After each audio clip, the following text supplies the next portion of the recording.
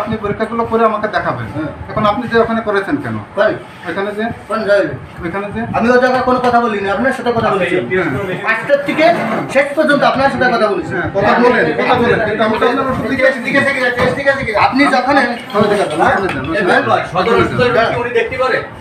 আপনি যখন ওষুধ লিখে দিচ্ছি। আপনি ওষুধ লাগবেন না, আপনি ওষুধ লাগবেন না। আপনারা বললাম যে আপনি কি আপনি এই যে আমারে নিয়ে আসে ভুল ইসি নিয়ে আসার পরে আপনি যে এই যে করলেন, তাহলে এইটা কি জন্য রিপোর্টটা করলেন?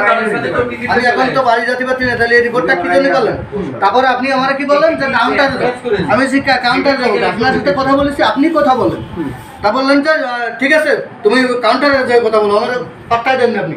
তারপরে আপনার ওই জায়গায় একটা লোক বসেছিল, আমি বললাম যে আমি মিডিয়ায় যাবো আজকে, মিডিয়ায় যে আপনার এই কথাগুলো আমি তুলে ধরবো যে কেন আপনি এই প্রতারণ করতেছেন। আলোমতি মানবিক ডাক্তার দালাল চক্র সবসময় সক্রিয়। অন্তর্বিভাগ বলি বহির্বিভাগ সবসময় সব জায়গায় দালাল রয়েছে। আমাদের বহির্বিভাগেই প্রায় 2400 থেকে 3000-3200 রোগী দৈনিক চিকিৎসা নিয়ে থাকে।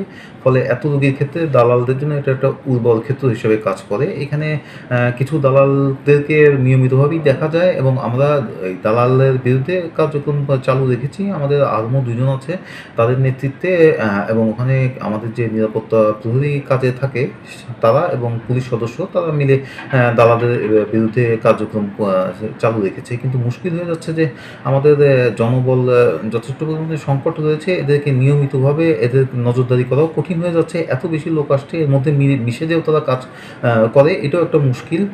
তবে আমরা যেটা জানতে পেরেছি যে রাস্তার ওই পারে কতগুলো ডায়াগনস্টিক রয়েছে, তাদের কিছু একদম অ্যাসাইন করা দালাল রয়েছে, এরকম 10-12 জন দালাল যারা নিয়মিত বেসিসে এখানে আসে।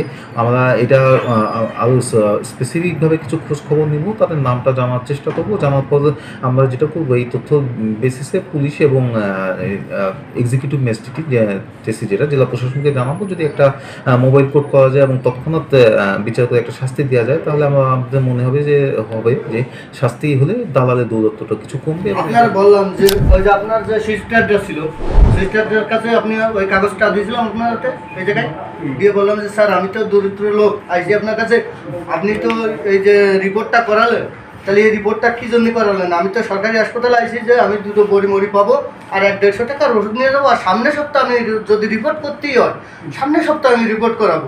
তাহলে এখন আমি কী করবো? আপনি বলেছিলেন যে ওই সামনে ইসি কথা বলো, কাউন্টারে কথা বলো।